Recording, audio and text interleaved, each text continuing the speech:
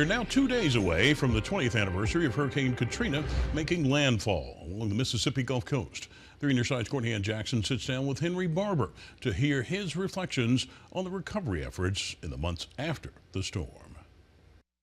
Just a total gut punch. That's what Henry Barber remembers about Hurricane Katrina. He talked about how strategically his uncle, Governor Haley Barber, was thinking in those immediate days after landfall.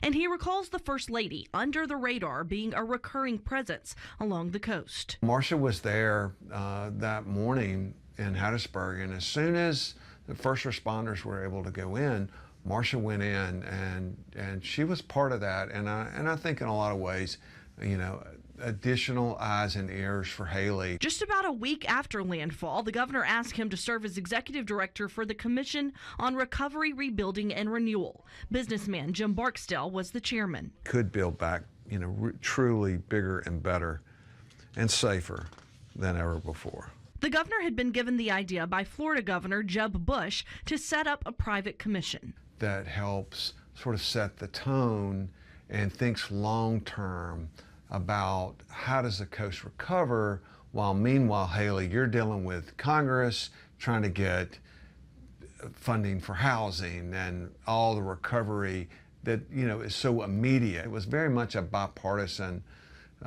commission, and Haley really felt like that was an absolute.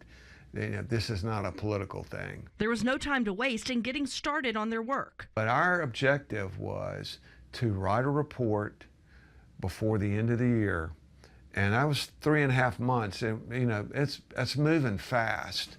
We wrote about a 100-page report with a couple hundred recommendations, and if we hadn't moved that fast, well, then what's the report worth? They brought in architects and experts from around the country to offer ideas. I saw this as this incredible opportunity to help rebuild 80 miles of coast that had just been utterly destroyed. I think a lot was accomplished because the communities worked together, and I think they had a strong leader in Haley who led that way. Courtney Ann Jackson, 3 on Your Side.